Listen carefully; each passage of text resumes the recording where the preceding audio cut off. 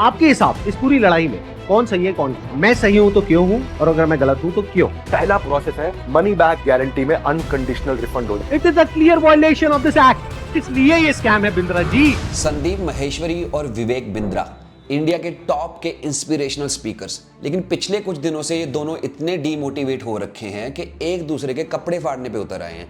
इतना तो संबित पात्रा और सुप्रिया श्रीनाथ एक दूसरे को डिबेट में नहीं धोते जितना ये एक दूसरे को धो रहे हैं। चुप जोकर कहीं का, ये देखिए बोला बदतमीज आदमी। लेकिन ये दोनों तो लड़ते रहेंगे, लेकिन ये जो पूरा इशू उठा है, जो फेक कोर्सेज वाला और जो पिरामिड स्कीम वाला इशू है, इसमें पिस कौन रहा है? वो स्टूडेंट जो इन इंस्पिरेशनल स्पीकर्स के कोर्सेज को ये समझ के खरीद लेते हैं कि ये कुछ घंटे के कोर्सेज सालों साल लगा के अचीव की गई डिग्रीज को रिप्लेस कर देंगे। कहीं ना कहीं ये कुछ घंटे के कोर्सेज उनको करोड़पति बना देंगे।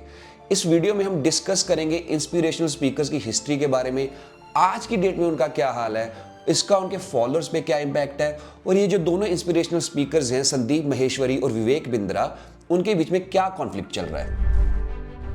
अब संदीप माहेश्वरी और विवेक बिंद्रा की कोई पहले से लड़ाई नहीं रही है। एक ऐसा भी टाइम था जब संदीप माहेश्वरी ने विवेक बिंद्रा को एज अ गेस्ट अपने शो पे बुलाया था, लेकिन कुछ दिन पहले संदीप माहेश्वरी के शो में ही एक स्टूडेंट ने उठ के ये बोल दिया कि एक बहुत फेमस यूट्यूबर और मोटिवेशनल स्पीकर का उस स्टूडेंट ने कोर्स खरीदा था। उस कोर्स में उसको ये बताया गया था कि ये कोर्स उसको बड़ा बिजनेस करने में हेल्प करेगा, लेकिन उसके कोर्स खरीदने के बाद उस स्टूडेंट को पता चला कि इसमें बस कुछ बेसिक सेल्स की स्किल्स सिखाई जा रही हैं, ना कि पूरा बिजनेस चलाने की स्किल्स। अब इसके जवाब में जब ये वीडियो सामने आई, विवेक बिंद्रा ने खुद एक वीडियो बना के ये बोल दिया कि भाई मेरी कंपनी लेजिटिमेट है, मैं तो अपने ऑडिट्स भी KPMG और EY जैसी कंपनी से करवाता हूँ, तो मेरे पे ये ब्लेम नहीं लगाया जा सकता। जबकि अभी तक संदीप माहेश्वरी ने विवेक बिंद्रा का नाम भी नहीं लिया था। तो ये वही बात होगी चोर की दाढ़ी में तिनका वाली बात। और इसके बाद तो संदीप माहेश्वरी खुल के सामने आ गए। एक ऐसा आदमी जिसको उन्होंने खुद अपने शो पे बुलाया था, उसके against stop Vivek Bindra campaign start कर दिया। उन्होंने ये भी ब्लेम लगाया कि विवेक बिंद्रा ने स्टूडेंट्स के 500 करोड़ से ज़्यादा रुपए खाए हैं और उनको ये सारे पैसे वापस करने चाहिए।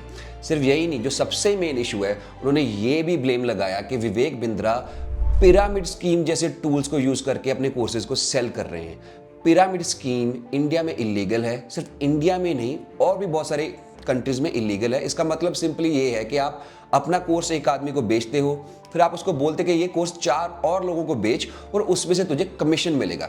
ये वैसे ही है जैसे एंड्रयू टेट की हसलर्स यूनिवर्सिटी है। लेकिन यहाँ पर ही विवेक बिंद्रा की प्रॉब्लम्स खत्म नहीं होती हैं। कुछ दिन पहले उनकी पत्नी ने भी उन पे डोमेस्टिक वायलेंस का FIR फाइल कर दिया। तो चलो, ये तो रही इन दोनों इंस्पिरेशनल स्पीकर्स की आपस की लड़ाई की बात। लेकिन जो इंस्पिरेशनल स्पीकर्स की हिस्ट्री है वो कोई नई हिस्ट्री नहीं है। एंशिएंट ग्रीक सिविलाइजेशन में एरिस्टोटल जैसे और एंशिएंट इंडियन सिविलाइजेशन में पतंजलि जैसे भी इंस्पिरेशनल स्पीकर होते थे, लेकिन उनका जो एरिया ऑफ फोकस था वो ज़्यादातर फिलॉसफी के सब्जेक्ट पे था, वो कुछ सेल नहीं कर रहे थे। या फिर मॉडर्न हिस्ट्री में भी डेल कार्नेगी और शिव खेड़ा जैसे इंस्पिरेशनल स्पीकर्स हुए हैं जो अपनी बुक्स के थ्रू कम्युनिकेशन स्किल्स जैसी और या फिर सोशल स्किल्स जैसी स्किल्स को सिखा रहे थे, लेकिन वो कोई भी कोर्स सेल नहीं कर रहे थे। लेकिन आज के जो इंस्पिरेशनल स्पीकर्स हैं उनका मेन इशू ये है कि उनका क्लेम बहुत बड़ा है। वो आपको अपफ्रंट ये बोलते हैं कि अगर आप हमें 50,000 60,000 रुपये लगाओगे तो हम आपको करोड़पति बना देंगे, हम आपको पर मंथ लाखों रुपए कमाने के काबिल बना देंगे। क्योंकि ये बहुत टेम्पटिंग साउंड करता है। अगर मैं कोई कोर्स बनाऊं और उसमें बोलूं कि भाई इसमें सिर्फ 2 या 4 स्किल्स हैं, वो हम आपको सिखा सकते हैं, बाकी उसको लाइफ में इंप्लीमेंट करना वो आपकी खुद की काबिलियत पे है, वो इतना टेम्पटिंग नहीं साउंड करता। तो मेन इशू ये है कि जो आज के इंस्पिरेशनल स्पीकर्स हैं वो जो अपने कोर्स सेल कर रहे हैं उसको टेम्पटिंग साउंड करने के लिए उसमें कोई भी क्लेम डाल रहे हैं। और ऐसा क्लेम तो जो वेल एस्टेब्लिश यूनिवर्सिटीज़ हैं, कॉलेजेस हैं, वो भी कभी कभी उस क्लेम को पूरा नहीं कर पाते हैं। जैसे कि आप बहुत सारी यूनिवर्सिटीज़ के ब्रोशर में देखोगे कि उनका एवरेज पैकेज लिखा होता है स्टूडेंट का, लेकिन वो हर स्टूडेंट को नहीं मिलता है। तो फिर इन इंस्पिरेशनल स्पीकर्स के कुछ घंटों के कोर्स पे ऐसा क्लेम लिया कैसे जा सकता है कि भाई इतने पैसे इन्वेस्ट करोगे तो आप इतने पैसे कमाओगे? तो ये मेन फ्रॉड है। अब इन कोर्सेज की इतनी डिमांड है क्यों? अब दिक्कत ये है कि हमारे कंट्री में at an average 6 to 7% unemployment rate रहते ही रहता है। तो स्टूडेंट ये सोचता है कि भाई 10-15 साल लगा के स्कूल में जाके कॉलेज में जाके डिग्री लेके भी अगर अनएम्प्लॉयड ही रहना है तो क्यों ना ये शॉर्टकट ट्राई करके देख लें। लेकिन यहाँ पे जो मेन बात स्टूडेंट मिस कर जाता है कि ये जो कोर्सेज की मार्केट है वो रेगुलेटेड नहीं है, और नॉन रेगुलेटेड मार्केट में कोई भी प्रोडक्ट और सर्विस अगर बिक रहा है तो वो मैनिपुलेटेड है, उसमें रिस्क रहेगा ही रहेगा। जैसे कि मैंने आपको पहले भी एग्जांपल दिया कि अगर मैं कोई कोर्स शुरू कर दूं, अब मैं आपको अपने बारे में बता देता हूं, मेरे पास 8 साल का IT रिक्रूटमेंट का एक्सपीरियंस है। अगर मैं एक कोर्स बना दूं, उसमें कुछ ऐसे वर्ड्स टाइटल में डाल दूं कि गारंटीड सक्सेस या फिर make 1 lakh rupees per month, और उसके बाद उसमें मैं 4-5 स्किल्स डाल भी दूं IT रिक्रूटमेंट की, तो उसके बाद आप मेरे पे केस नहीं कर सकते, क्योंकि मैंने कहीं भी ये नहीं लिखा कि मैं आपको कंपनी में जॉब दिलवाऊंगा, इस कंपनी में जॉब दिलवाऊंगा, या फिर मैं आपको IT रिक्रूटमेंट एजेंसी जैसा बिजनेस सेटअप करने में आपकी हेल्प करूंगा। मैंने बस बेसिकली इधर उधर से उठा के कुछ बहुत ही टेम्पटिंग जार्गन डाल दिए अपने कोर्स में, जिसके बेसिस पे मैं अपना कोर्स सेल भी कर सकता हूं और आप मेरे पे केस भी नहीं कर सकते हो। अब भाई बात ऐसी है कि अगर जॉब चाहिए तो उसके लिए डिग्री तो लेनी पड़ेगी। हाँ, ये जो कोर्सेज हैं ये एज एन एड ऑन जब आप जॉब इंटरव्यू में जाओगे तो आपके लिए बोनस पॉइंट हो सकते हैं, लेकिन सिर्फ कोर्सेज के बेसिस पे ही आपको कोई जॉब नहीं मिल सकती।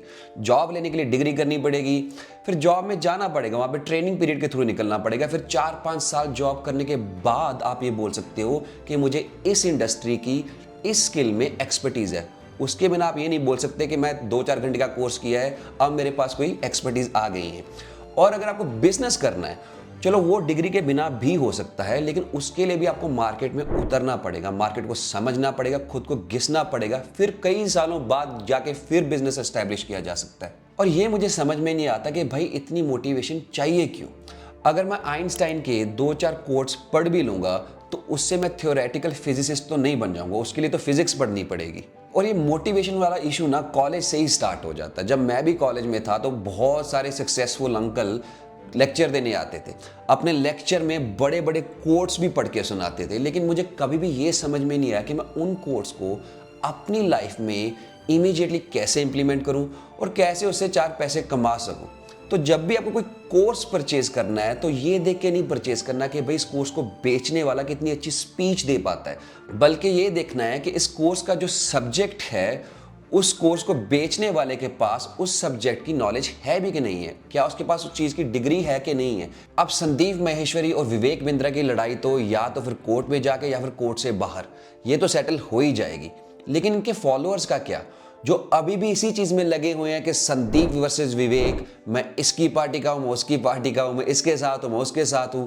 ये वही बिहेवियर है जो पहले अभी एक शो आया था ना बिग बॉस, उसका एक कंटेस्टेंट था एल्विश यादव, उसके भी बहुत सारे फॉलोअर्स थे कि हम इसकी कोई आर्मी के मेंबर हैं, एल्विश आर्मी के मेंबर, मिला तो उसमें से भी किसी को कुछ नहीं है। मुझे क्यों तोड़ा? तो ये जो बिहेवियर है कि यूट्यूब से एक इन्फ्लुएंसर को उठा के उसके भक्ति बन जाना, उसमें किसी का कोई सोल्यूशन नहीं है। क्योंकि अगर देखा जाए तो संदीप माहेश्वरी ने खुद विवेक बिंद्रा को एक टाइम पे प्लेटफॉर्म प्रोवाइड किया था।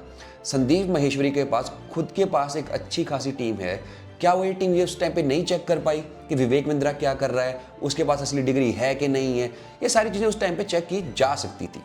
तो भाई ये जो 18 से 25 साल के एज ग्रुप वाला ऑडियंस है ना, ये मेरा मैसेज उनके लिए है कि भाई डिग्री विग्री कर ले, कोई जॉब वॉब ढूंढ ले, अगर वो नहीं मिलती तो ठेला लगा ले, टैक्सी चला ले, कोई काम धंधा शुरू कर ले। ये अस वर्सेस देम में अपना टाइम वेस्ट मत कर। Thanks for watching, subscribe.